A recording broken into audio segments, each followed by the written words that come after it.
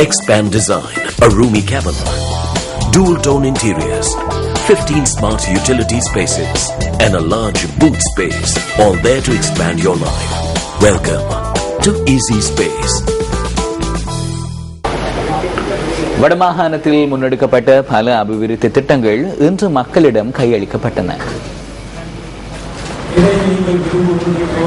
யாழ்ப்பாணம் அச்சுவேலியில் அமைக்கப்பட்டுள்ள கைத்தொழிற்பேட்டையை பொருளாதார அபிவிருத்தி அமைச்சர் பாசில் ராஜபக்ச இன்று திறந்து வைத்தார். இந்த நிகழ்வில் இலங்கைக்கான இந்திய உயர்ஸ்தானிகர் வைகே சின்ஹா, வடமாகாண முதலமைச்சர், வடமாகாண ஆளுநர் மற்றும் அமைச்சர்கள், பிரதி அமைச்சர்கள் உள்ளிட்ட அரசியல் பிரதிநிதிகள் பலரும் கலந்து கொண்டனர்.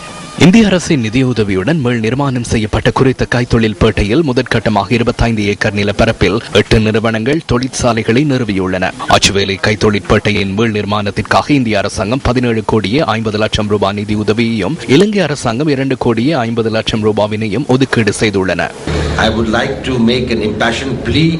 இந்த உரை வடிக்கப்படுவதற்கு முன்னர் நான் அன்பாக ஒரு வேண்டுகோளை விடுக்கிறேன். வடமாகாண சபை, இலங்கை மத்திய அரசாங்கம், இந்த இரண்டும் நம்முடன் இணைந்து செயற்பட வேண்டும் என்று அன்பாக கேட்டுக்கொள்கின்றேன். இந்திய அரசாங்கத்துடன் இணைந்து செயற்பட வேண்டும். இந்த மக்களின் சுபிட்சம், வளமான எதிர்காலத்திற்காக இணைந்து செயற்படும்படி கேட்டுக்கொள்கிறேன். நாங்களும் இந்தியாவின் பிரதிநிதி என்ற வகையிலேயே அர்ப்பணிப்புடன் செயற்படுவோம் என்பதை கூற விரும்புகிறேன்.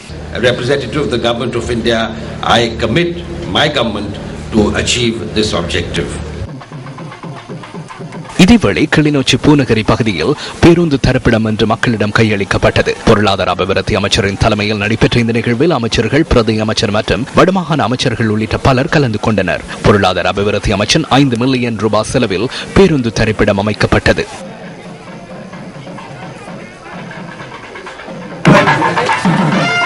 இதுவரை 20 மில்லியன் ரூபாய் செலவில் பூநகரியில் நிர்மாணிக்கப்பட்ட சந்தை கட்டிட தொகுதி இன்று திறந்து வைக்கப்பட்டது. பொருளாதார அபிவிருத்தி அமைச்சர் நிதி ஒதுக்கீட்டின் கீழ் நிர்மாணிக்கப்பட்ட இந்த சந்தை கட்டிட தொகுதியில் 32 கடைகள் அடங்கலாக பல வசதிகளும் உள்ளடக்கப்பட்டுள்ளன.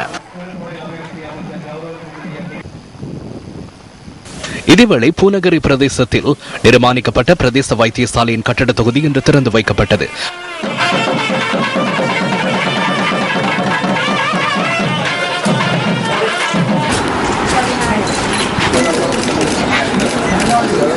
இதேவேளை இந்த வைத்தியசாலையில் நிலவும் பற்றாக்குறை தொடர்பில் கடந்த பிப்ரவரி மாதம் 14ஆம் தேதி நியூஸ் ஃபர்ஸ்டில் சுட்டிக்காட்டியிருந்தமை குறிப்பிடத்தக்கது.